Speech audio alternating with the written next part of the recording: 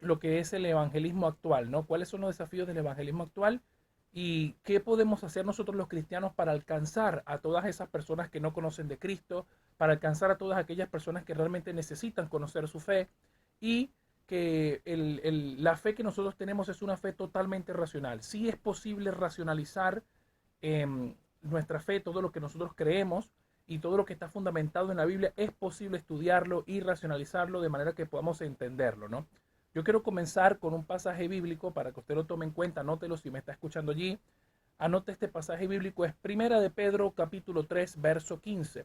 Primera de Pedro capítulo 3 verso 15, dice así la palabra de Dios: sino santificad a Dios el Señor en vuestros corazones y estad siempre preparados para presentar defensa con mansedumbre y reverencia ante todo el que les demande razón de la esperanza que hay en ustedes. Fíjense algo muy interesante, ¿no? Aquí el apóstol Pedro nos está hablando de presentar defensa ante todo aquel que nos pida razón. Yo quiero puntualizar bien estas dos palabras, defensa y razón, porque es necesario que entendamos que la fe cristiana no es como cualquier otra fe. Hay mucha gente que ha adoptado religiones, mitologías, creencias, cosmologías, cosmovisiones y muchas otras cosas, y que las ha adoptado por fe, sin racionalizar de manera intelectual lo que está creyendo, ¿no? Sin racionalizar, sin ponerle, digamos, usar el intelecto para poder entender si lo que está creyendo está fundamentado en alguna base racional, ¿no? Y es fundamental entender esto porque la fe cristiana se diferencia de todas las religiones, de todas estas cosmologías y cosmovisiones en ese punto particular, ¿no? En ese punto particular en el que podemos empezar a entender nuestra fe. Y yo quiero también resaltar otro pasaje cuando Jesús nos dice que debemos amar a Dios con toda nuestra mente, con toda nuestra fuerza, con todo nuestro corazón. Allí cuando utiliza la palabra en la mente, cuando podemos amar a Dios con nuestra mente, eso significa básicamente que podemos llegar a comprender a Dios a través de nuestro intelecto.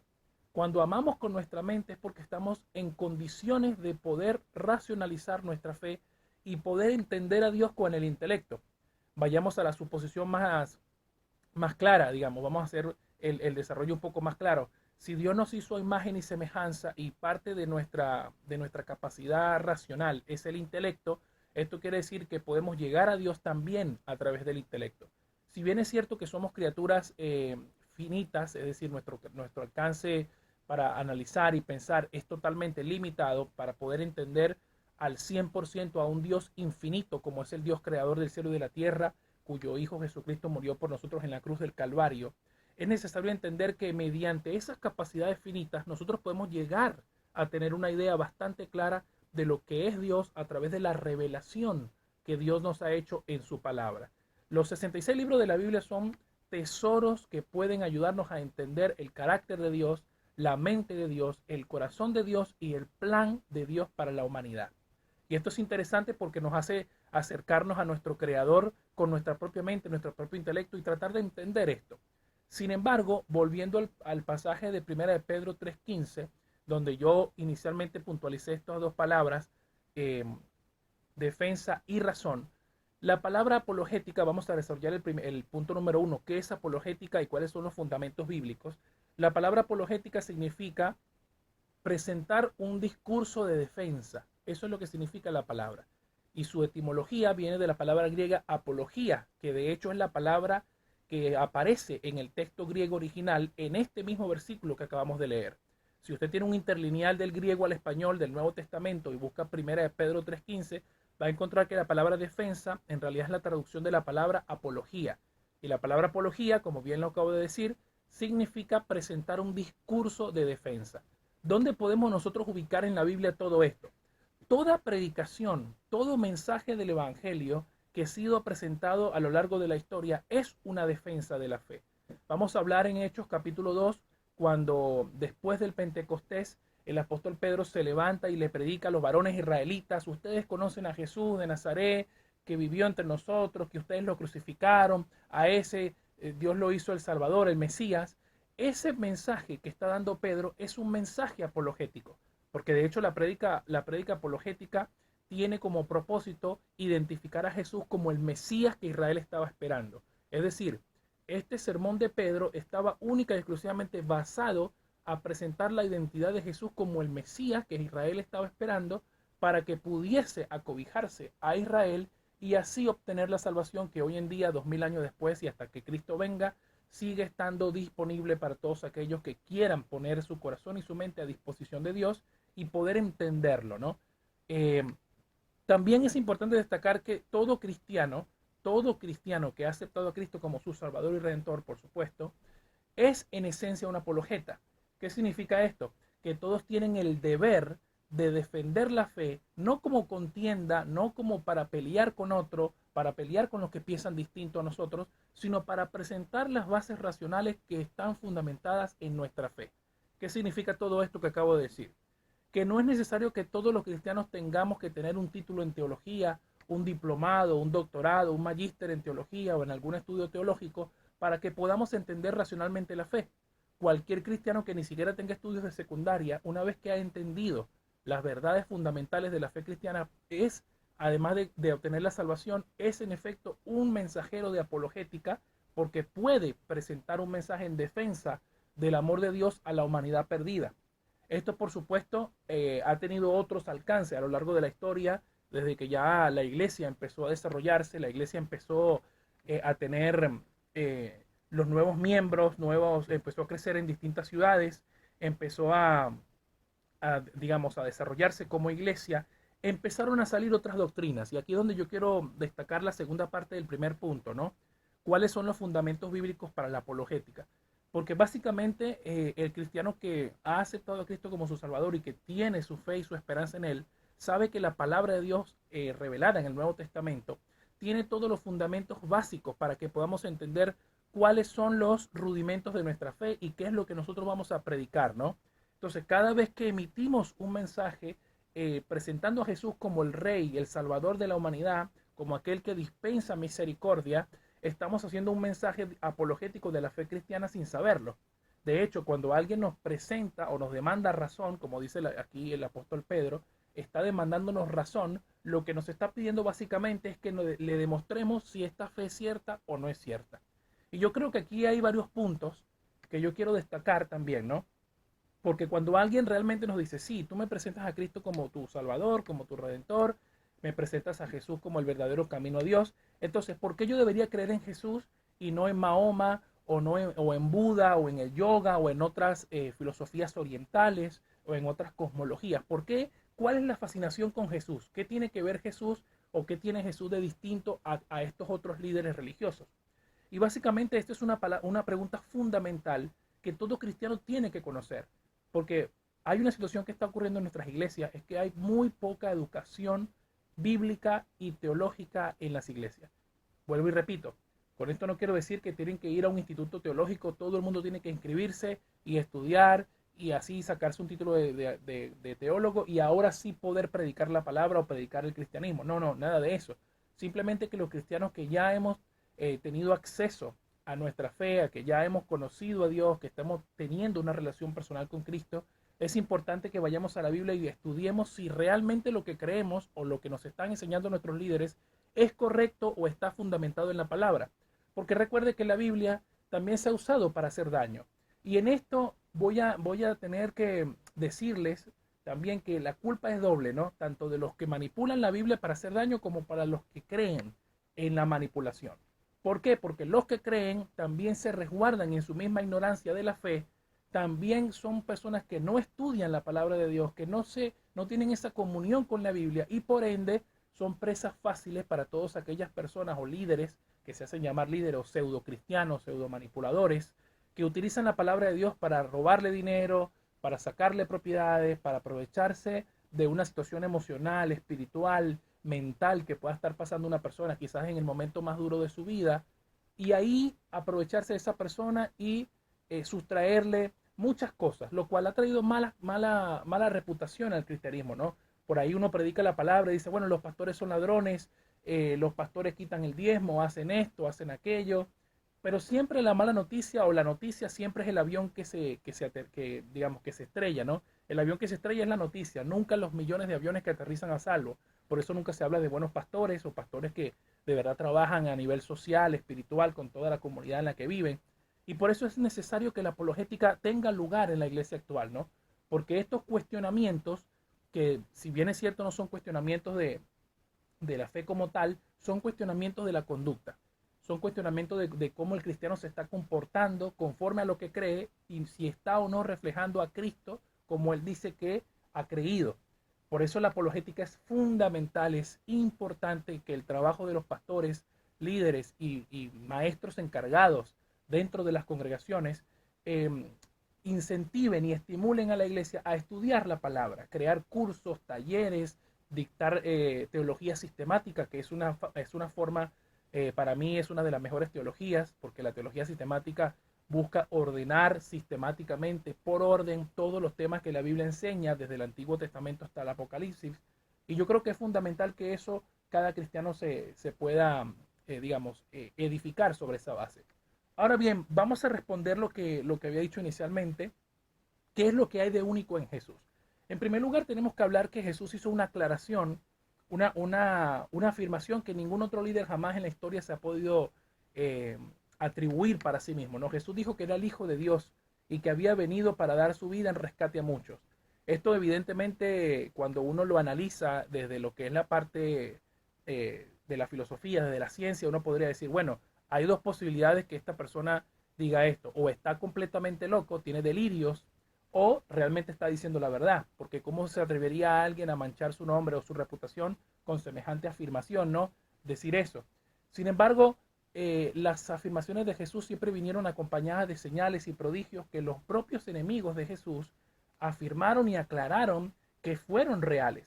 Por ejemplo, tenemos el pasaje en Juan capítulo 11 cuando Jesús resucitó a Lázaro que había muerto, hacía 3 días que había fallecido, y cuando Jesús aparece en su tumba, sus hermanas lloran y le dicen a Jesús, si hubieses estado aquí mi hermano no hubiese muerto. Pero Jesús, como Dios encarnado, como Dios en la tierra, tiene control soberano de todas las cosas, y aconteció después que con la palabra de Dios Lázaro volvió a la vida. Todos estos milagros y prodigios fueron atestiguados por sus enemigos. De manera que Jesús no solamente era un charlatán que decía cosas para tener discípulos, sino que también demostraba con sus obras quién era y cuál era su verdadera identidad, ¿no? Eso es lo que tenemos que puntualizar inicialmente. Segundo, Jesús predicó algo que ninguna otra religión había predicado antes, el amor hacia los enemigos, ¿no? Cuando nosotros estamos hablando, habíamos compartido el sábado pasado en la Plaza Libertad un mensaje sobre el amor a los enemigos, ¿no? Uno de los mensajes bíblicos que son más confrontadores porque nos confronta respecto a nosotros, a ver si cómo está nuestro corazón delante de Dios frente a personas que nos han hecho mal, que nos han hecho daño, que nos dificulta perdonar, gente que nos ha usado, que nos ha manipulado, o gente que simplemente nos ha hecho daño por hacernos daño. ¿Cómo está nuestro corazón delante de Dios al perdonar a esas personas, ¿no?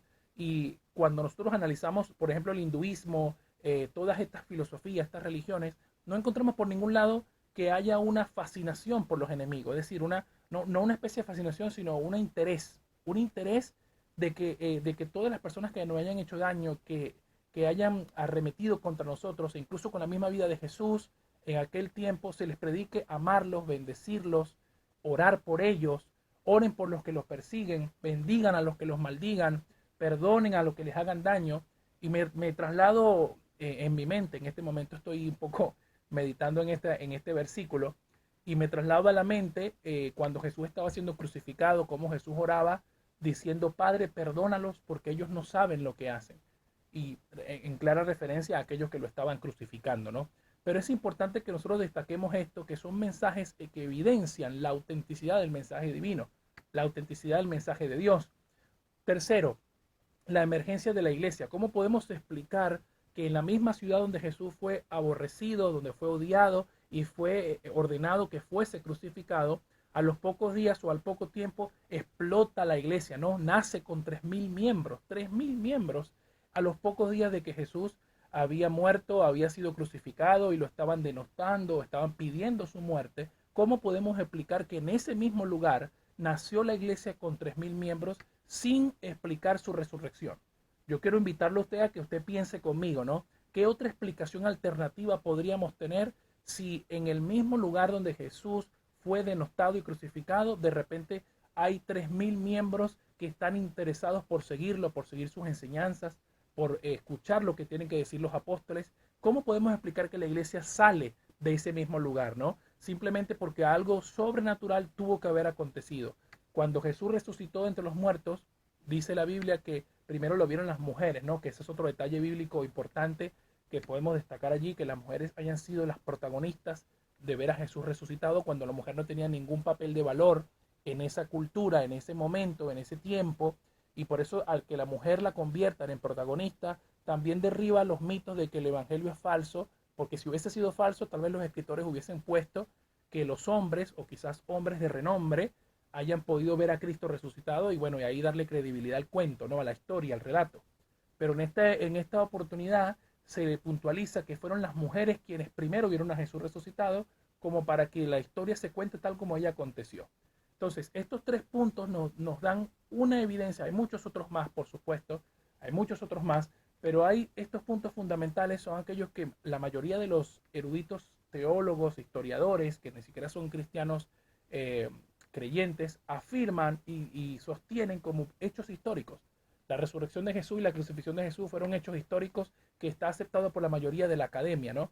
Entonces es importante conocer estas cosas porque hay que entender por qué creemos lo que creemos, ¿no? ¿Por qué decimos que creemos que esto es así? ¿Y por qué pensamos que el cristianismo es el verdadero camino a Dios?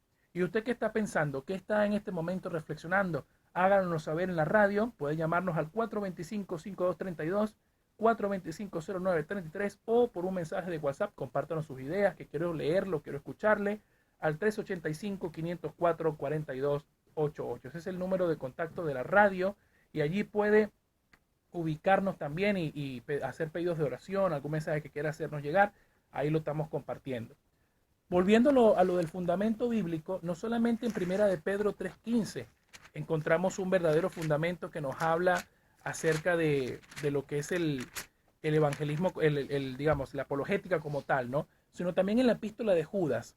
En la epístola de Judas, sí, que toda la epístola es una epístola realmente apologética, ha sido escrita para defender la fe que ha sido dada a los santos.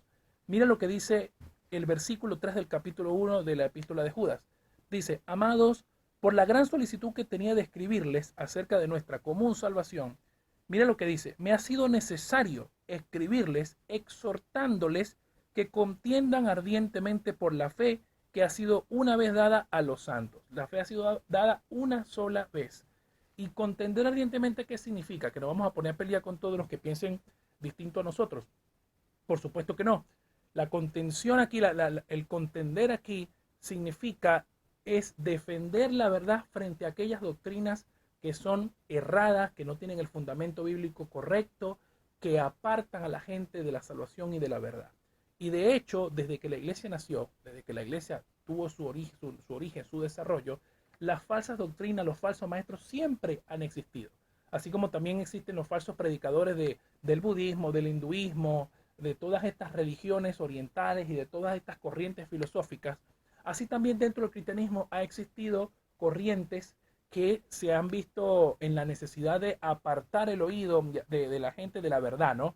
¿Para qué? Para perseguir intereses propios, beneficios. Siempre ha existido eso. Siempre ha existido el maestro que ha querido aprovecharse de las personas que están en situación de vulnerabilidad espiritual, emocional, psicológica, y siempre han existido.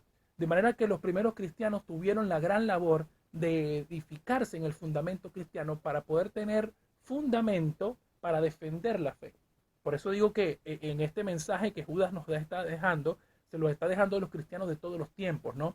Todos los cristianos de todos los tiempos tienen el deber de estudiar la palabra, de tener comunión con el Espíritu Santo que nos guía a toda verdad, como lo dijo Jesús en el Evangelio de Juan. Y es importante que al hacerlo tengamos en cuenta que la palabra es verdad, ¿no? Dice Jesús en la oración Juan 17, tu palabra es verdad, ¿sí? Entonces es importante que al estudiarla entendamos por qué creemos lo que creemos, por qué creemos en la Trinidad, por ejemplo, por qué creemos que la Biblia es la palabra de Dios, por qué creemos que Jesús es el camino, la verdad y la vida.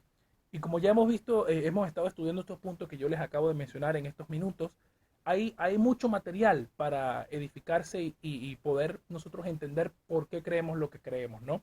Por supuesto, en una hora es un tiempo muy corto para poder desarrollar todos estos temas para estudiarlo, pero yo quiero darle estos tips y estos puntos para que usted se estimule y se incentive en el estudio de la palabra. Usted puede ir descubriendo, una de las cosas que yo recomiendo es que usted puede ir descubriendo que a través de las Biblias interlineales, de griego al español, Hay una gran variedad de tesoros para descubrir los verdaderos significados de los textos, ¿no? Recordemos que una de las formas más, digamos, más adecuadas, más apropiadas para interpretar la Biblia es tomar en cuenta el contexto general del verso que contiene el libro, digamos, y tomar en cuenta también lo que es el contexto histórico en el que se escribió el texto y también la sintaxis, el lenguaje en el que se ha escrito el mensaje, ¿no? Pero volviendo a los puntos que vamos a hablar, lo que hemos estado hablando, eh, ¿cuál es el fundamento bíblico? Yo encuentro en Primera de Pedro 3.15 y en Judas 3 los principales versos que defienden la apologética, ¿no? Que defienden una predicación sana y también una predicación viva de la palabra de Dios, del cristianismo como tal, ¿no? Porque Jesús vino para derribar todos esos mitos, todas esas tradiciones, derribar todas esas cosas que nosotros nos hemos construido y que han formado parte de la división de, todo, de la creencia hasta el siglo primero. Y en el siglo primero, cuando Jesús nos revela a Dios, nos revela al Padre, nos hace entender que todos, tanto los gentiles, que somos los que no venimos de naturaleza judía, como lo dice, lo determina la Biblia, tanto gentiles como judíos podamos llegar a ser un mismo pueblo o un mismo pueblo redimido por la sangre de Cristo y un pueblo que tiene acceso a ese perdón que fue dispensado de manera gratuita, porque la salvación es un regalo de Dios al cual todos los que estamos escuchando hoy y todos los que han vivido a lo largo del tiempo y vivirán en el futuro tienen acceso a Él gratuitamente si confiesan a Cristo como su Salvador y como el Dios que ha venido para salvarnos, ¿no? Ahora bien, ¿cuál es el segundo punto? Habíamos hablado cuál es el fundamento bíblico y qué es apologética. El segundo punto, ¿cuál es el alcance de la apologética? ¿No? Lamentablemente, en el tiempo actual, se ha tomado las redes sociales. Yo creo que yo soy de los que opinan que las redes sociales son de gran bendición, ¿no? Porque hay gente que se molesta con las redes sociales porque piensa que, bueno, hay mucha basura en Internet, hay muchas cosas que ahí suben, pero en realidad el Internet no es el que tiene la culpa, sino los que usamos el Internet, ¿no? Los que subimos material basura, los que subimos cosas que por ahí, en vez de edificar, lo que hacen es maltratar a la gente, mucho abuso psicológico, muchas cosas que se tratan con la Biblia que son tremendas. Por eso yo no recomiendo, no suelo recomendar el uso indiscriminado de las redes sociales sin primero filtrar lo que queremos ir aprendiendo a través de la palabra de Dios, ¿no? Primero tenemos que filtrar porque hay tantas cosas, tanta ideología, tanta doctrina que por ahí uno puede generar una mezcolanza de cosas, ¿no? Pero yo quiero decir, ¿cuál es el verdadero alcance de la apologética? En realidad, el verdadero alcance de la apologética trata con alcanzar a todo el mundo perdido, primeramente, y luego edificar a la iglesia que ya cree. Escuchen bien esto. La apologética tiene el propósito de alcanzar a los que no creen, primeramente, y luego edificar a los que ya creen. ¿Por qué digo esto? Principalmente porque hay mucha gente que tiene años en el Evangelio y no sabe cuáles son los fundamentos básicos de su fe. Yo por ahí podría lanzar una pregunta. ¿Sabe, usted es cristiano? ¿Por qué es cristiano? ¿O por qué es cristiana? No, porque me predicó mi vecino, mi amigo, mi primo, mi familia, mi esposo, mi esposa. No sé, me predicó otra persona. Ajá. ¿Y usted se ha puesto o se ha dado la tarea de investigar si lo que le dijeron es cierto, tiene fundamento bíblico? ¿Acaso usted se ha tomado la tarea de estudiar lo que usted dice creer y por qué lo cree? ¿O simplemente cree porque tiene fe ciega, ¿no? Lo cual me parece algo irracional. En toda la Biblia nunca ha habido fe ciega. Siempre ha habido confianza en Dios, que es distinto, pero siempre ha habido demostración de Dios como el Dios verdadero, ¿no? Vamos a trasladarnos muchos años atrás, a principios del 2000, del segundo milenio antes de Cristo, cuando el éxodo en Israel, cuando Dios sacó al pueblo de Israel de Egipto, lo primero que hizo fue mostrarle a través de las 10 plagas a los egipcios quién era el verdadero Dios.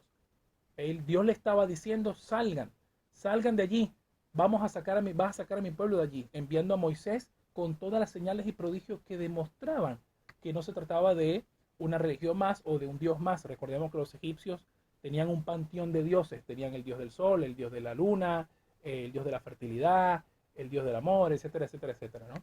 Sin embargo, Dios al hacer estas 10 plagas, lo que estaba demostrando no solamente su poder superior sobre todas estas deidades que los egipcios habían inventado, digamos, sino que también estaba mostrando a Israel que fortaleciera su fe porque el Dios que ellos estaban creyendo era el Dios real.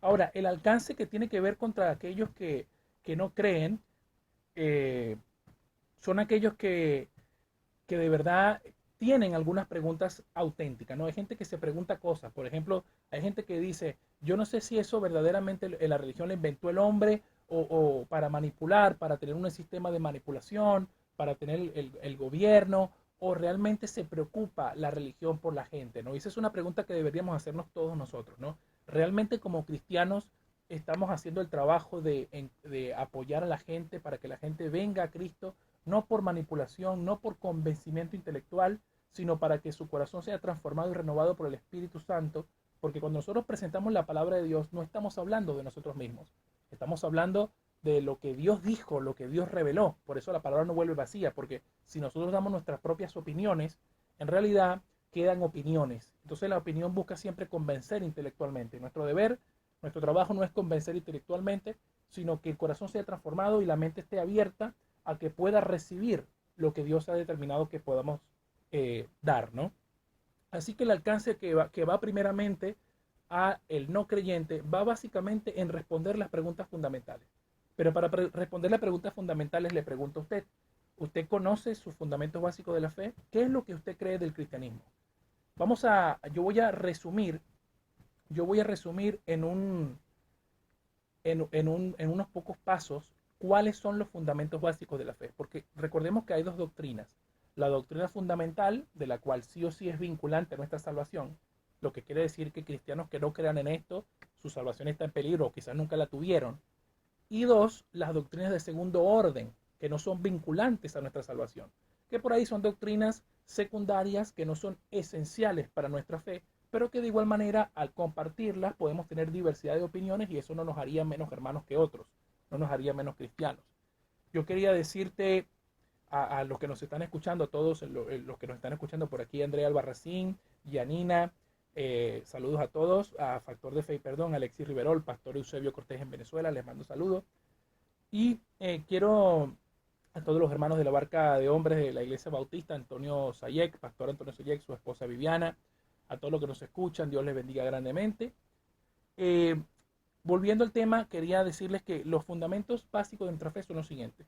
Número uno, que Jesús es el Hijo de Dios, que vino para quitar el pecado del mundo, que murió en la cruz del Calvario y resucitó entre los muertos para darnos vida eterna. Esa es la primera doctrina fundamental que todos tenemos que entender para ser hijos de Dios. Dice Juan 1.12 que a todos los que le recibieron, Él les dio potestad de ser hechos hijos de Dios. Número dos, la Trinidad.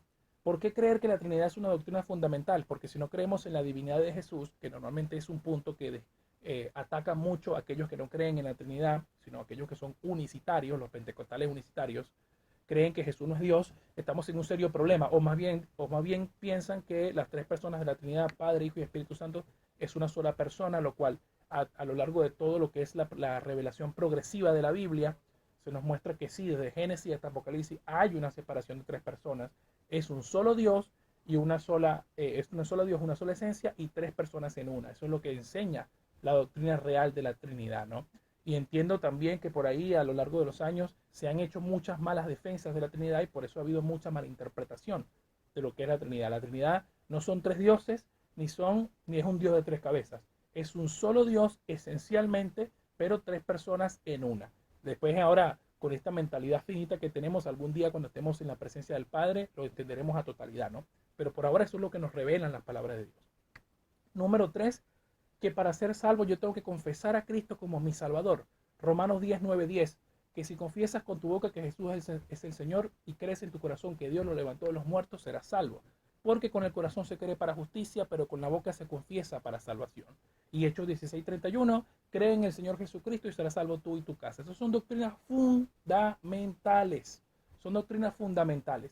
Hay otras doctrinas de segundo orden, como por ejemplo el decir congregarse nada más los domingos, por decir algo, aunque ya hay una tradición histórica de por qué nos congregamos los domingos, porque Jesús resucitó un domingo, los apóstoles se congregaban los domingos, y hay una tradición al respecto a eso, ¿no? Pero eso no significa que si yo no me congrego los domingos o me congrego, digamos, otro día, voy a perder mi salvación. No, no, nada que ver. Para nosotros los cristianos, todos los días son santos.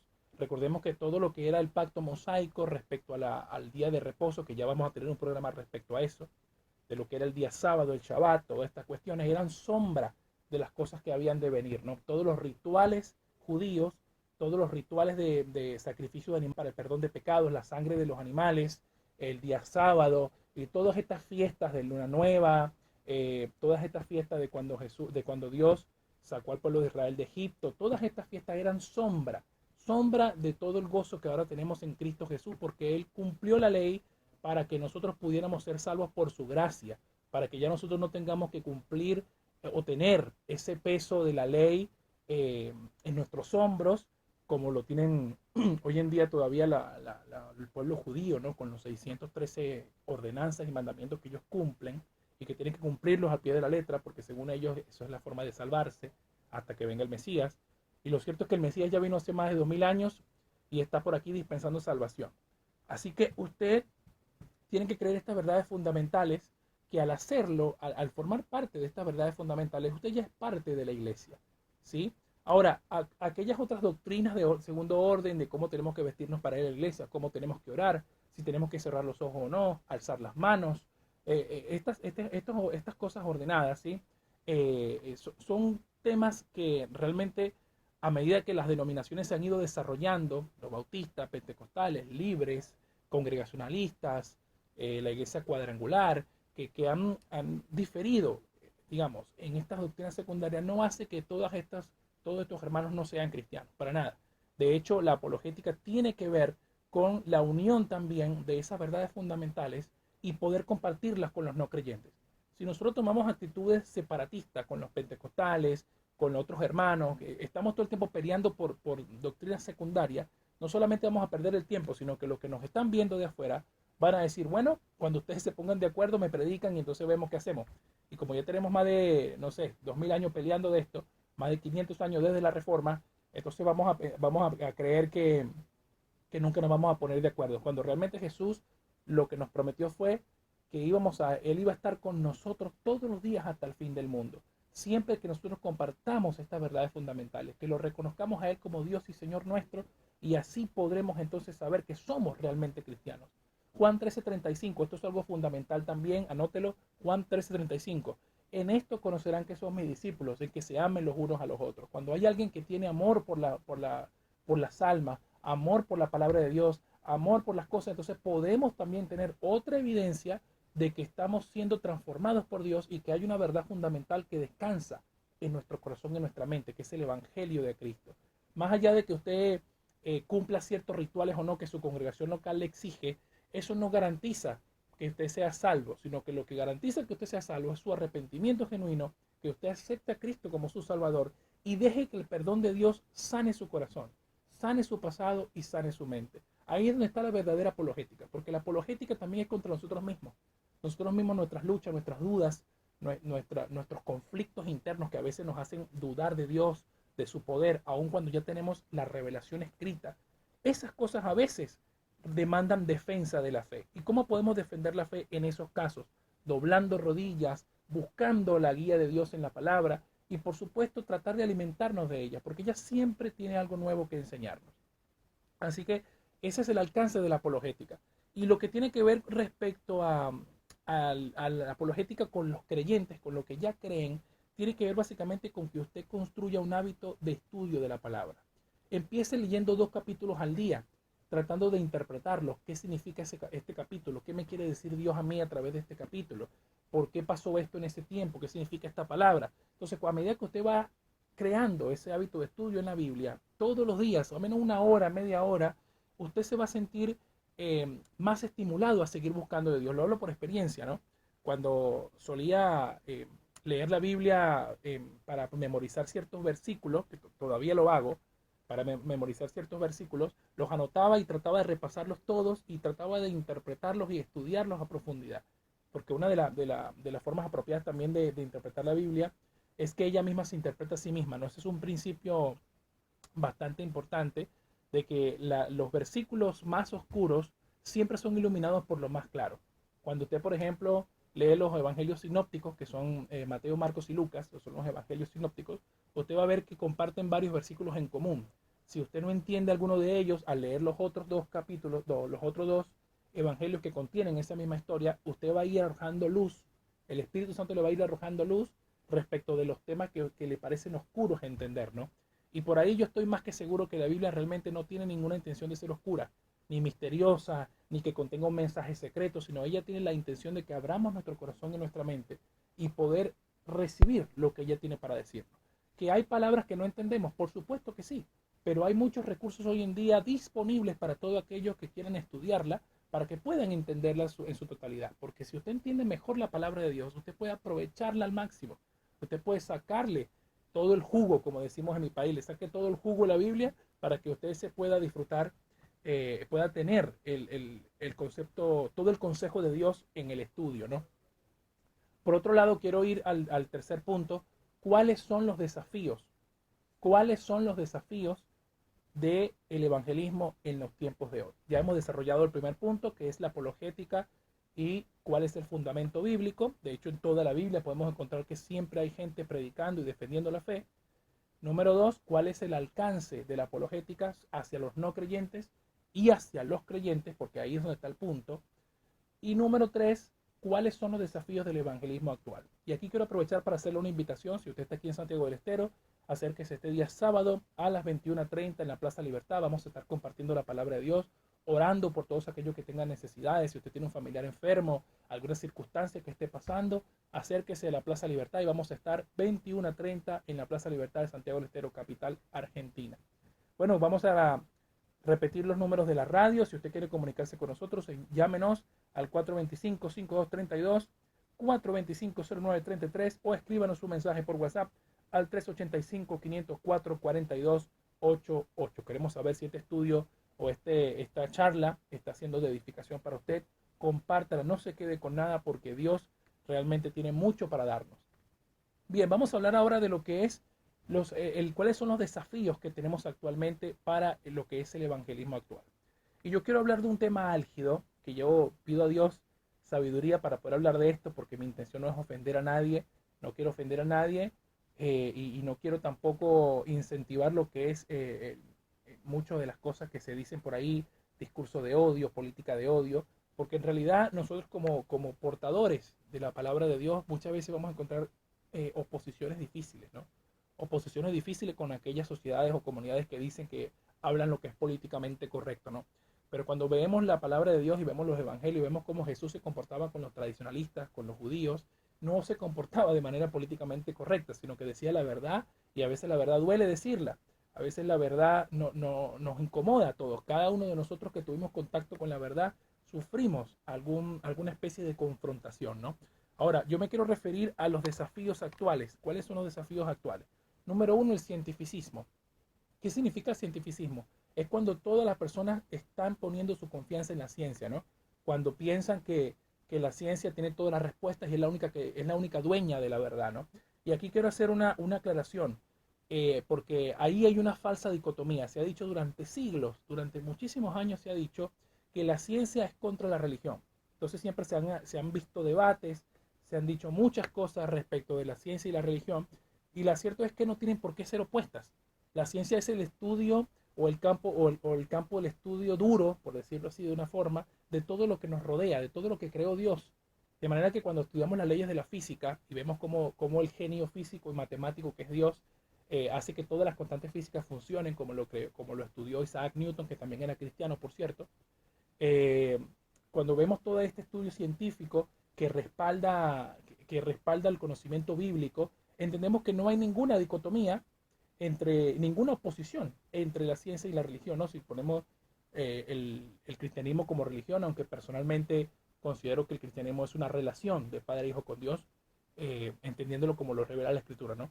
Pero hablándolo en términos categóricos, la ciencia y la religión no necesariamente se oponen entre sí, sino que se ayudan a estudiar mutuamente entre ellas, y durante muchos siglos se pensó eso, ¿no?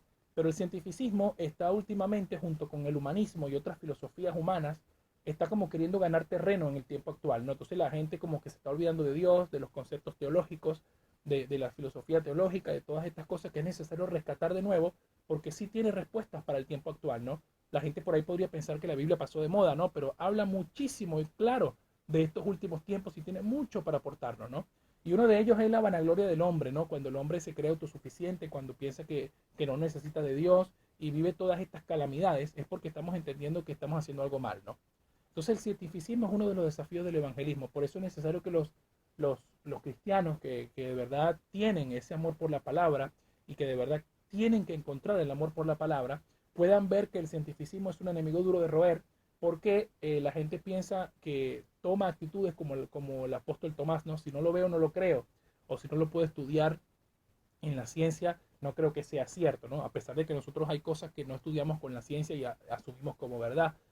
Por ejemplo, la realidad de los valores morales objetivos no es algo que nosotros podamos colocar en un laboratorio y decir, sí, mira, aquí existen los valores morales objetivos. No, los valores morales objetivos vienen a nosotros a través de la conciencia, ¿no? De un fundamento donde nosotros entendemos lo que es malo y lo que es bueno, ¿no? Cuando hacemos una percepción sobre la realidad que nos rodea.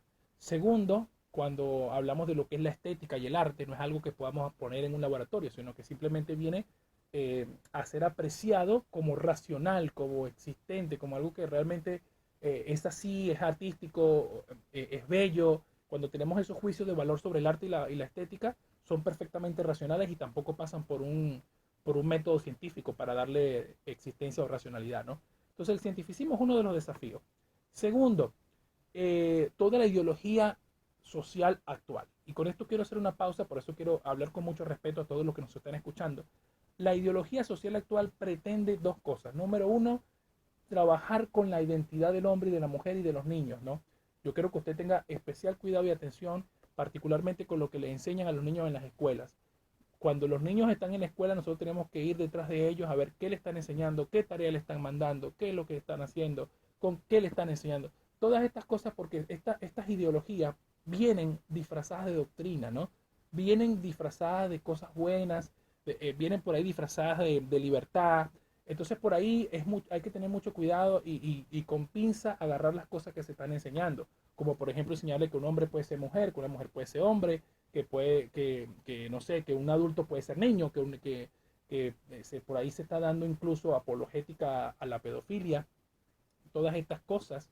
Entonces tenemos que ser responsables con la sociedad actual, ¿no? Y ver que este también es un desafío que el cristianismo tiene que abordar con seriedad, ¿no?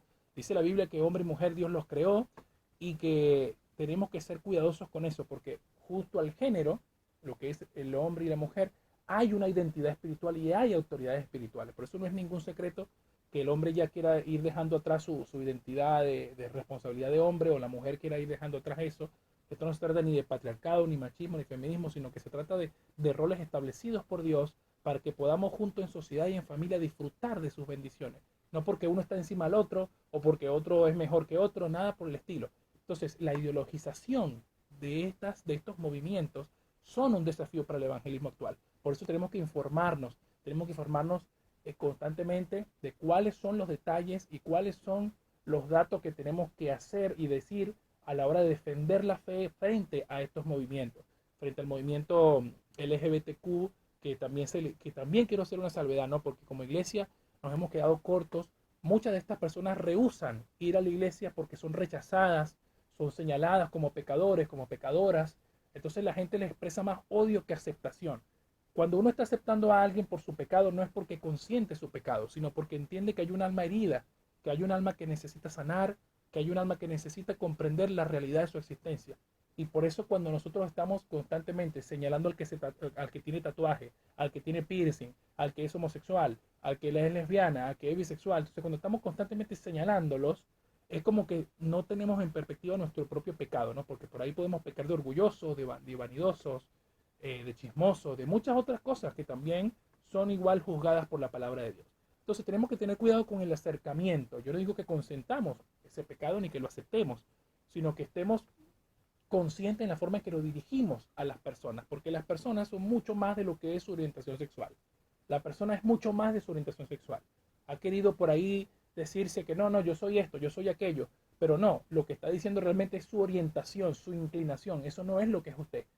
Entonces, la esencia de la persona va mucho más allá, se oculta mucho más allá de sus gustos, sus preferencias sexuales o cualquier otra cosa que la persona se identifique, ¿no? Entonces, estos son desafíos actuales donde los cristianos tenemos que aprender a abordar el tema con la seriedad que amerita, ¿no? Porque ahora los niños y los adolescentes se están involucrando mucho con esto, ¿no? No es ninguna casualidad. Por otro lado, creo que uno de los desafíos también es la misma iglesia. Usted podrá decir, bueno, ¿cómo la misma iglesia? ¿Cómo la misma iglesia va a ser un desafío? Sí, porque nos hemos vuelto también cómodos, ¿no? Hemos vuelto cómodos en las iglesias, en los templos, nos hemos vuelto a quedarnos sentados, a calentar una banca, a escuchar el mensaje que el pastor o el líder nos quiere decir y después irnos a nuestras casas. Hay gente que pasa años en la iglesia y no conoce quiénes son los hermanos con los que se congrega. Entonces, esto también hay que romperlo. Son estructuras religiosas que se van metiendo de a poco y que poco a poco nosotros vamos mermando en eso, ¿no? Yo leía, yo decía en la Plaza Libertad el pasado sábado que estuvimos, cuando el pasado lunes también estuvimos predicando allí en la Plaza Libertad. Uno de los hermanos que estaba escuchándonos se acercó a decirnos que también hacía lo mismo, ¿no? Que iba a otras plazas, a otros lugares para predicar y que había entendido esta misma realidad que yo les quiero compartir, que nos hemos vuelto muy cómodos, hemos dejado al necesitado siguiendo siendo necesitado, no le hemos tendido la mano a aquel que está pasando necesidad, a aquel que está sufriendo. Entonces, ¿dónde está el papel de la iglesia en este tiempo, no? ¿Será que somos los nuevos religiosos? Los nuevos religiosos que estamos en la comodidad de la iglesia en la casa, el trabajo, etcétera, y no nos estamos involucrando en el compromiso de ayudar a los que necesitan. Porque claro, ya yo soy salvo, ya no tengo por qué esforzarme por nadie. Yo no creo que, bueno, ya Dios le va a dar arrepentimiento. No, tengamos que reflexionar sobre eso, ¿no? Hay que confrontarnos también a nosotros mismos con esa verdad. Y por eso la apologética es necesaria. Porque cuando usted entiende lo que cree y por qué lo cree, usted lo comparte. Usted lo comparte, ¿no? Y ese es el comportamiento de la iglesia primitiva. Yo creo que las iglesias hoy en día tienen que verse en el espejo de la iglesia de los hechos. ¿Somos la iglesia de los hechos, de la iglesia del libro de los hechos, o somos otra iglesia?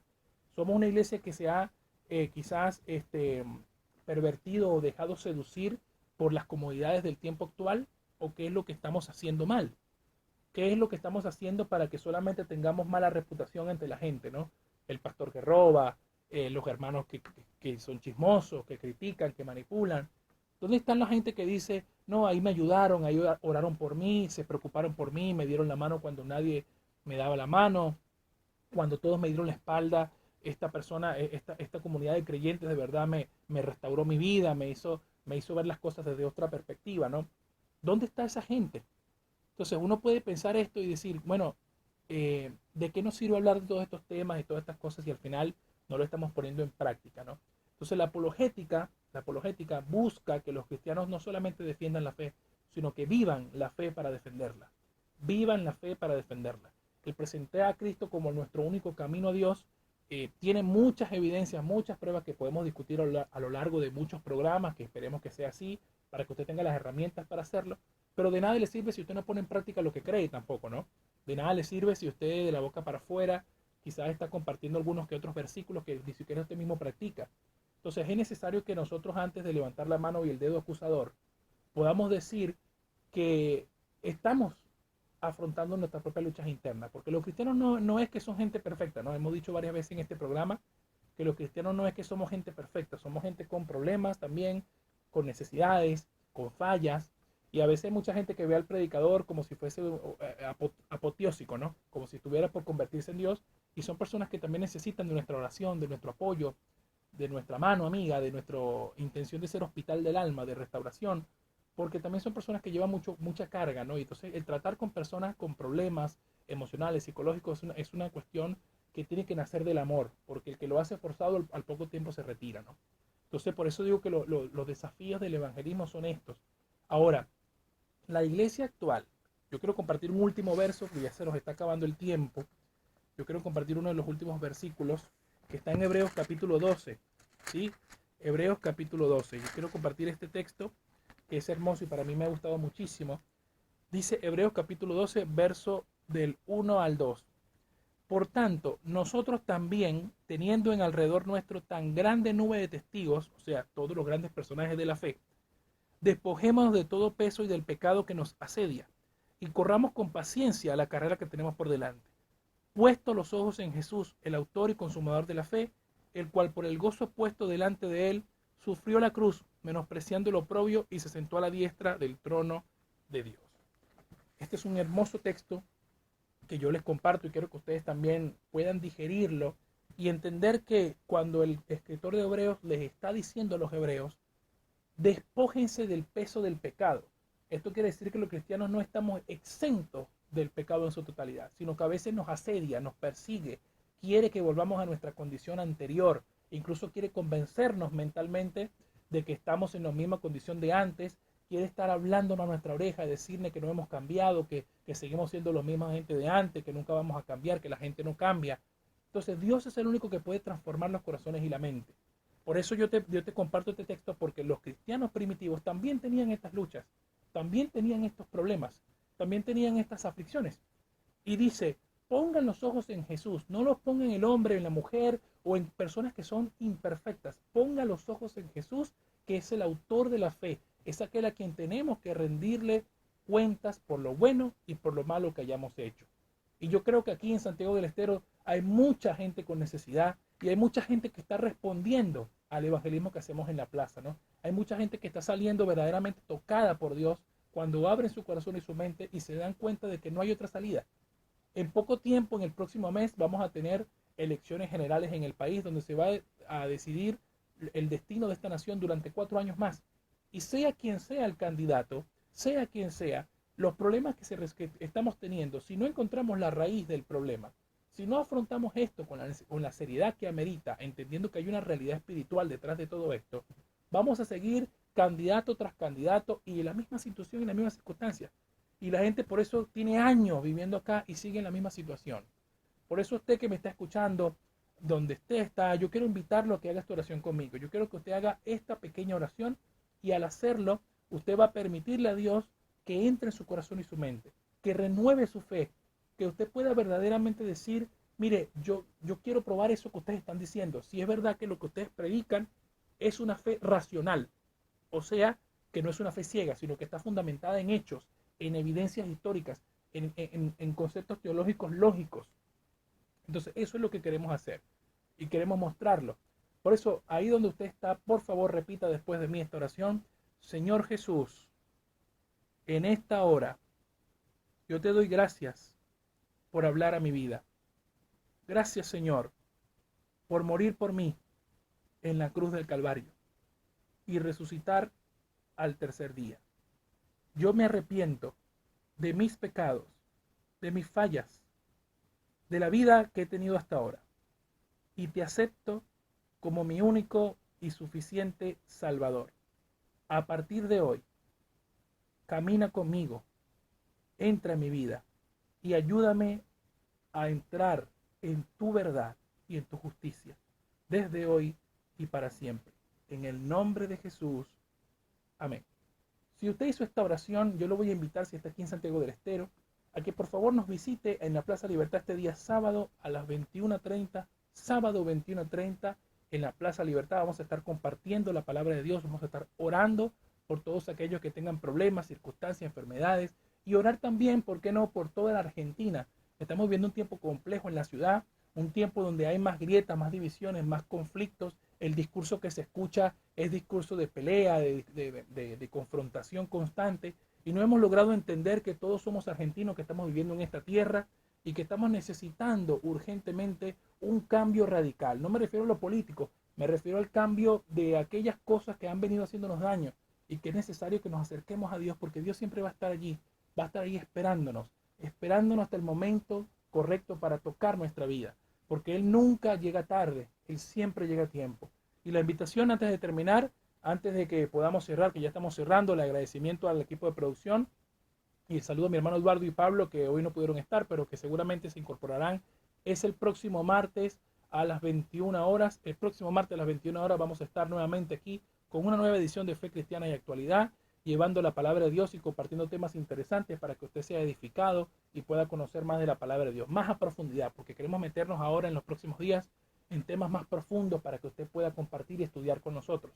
Así que también les invito al próximo martes a las 21 horas por aquí, por la radio exclusiva 103.7 FM y también en la Plaza Libertad este día sábado en la Plaza Libertad a las 21:30 en Santiago del Estero. Gracias por acompañarnos, que Dios les bendiga grandemente y que la paz de Dios esté con ustedes. Chao.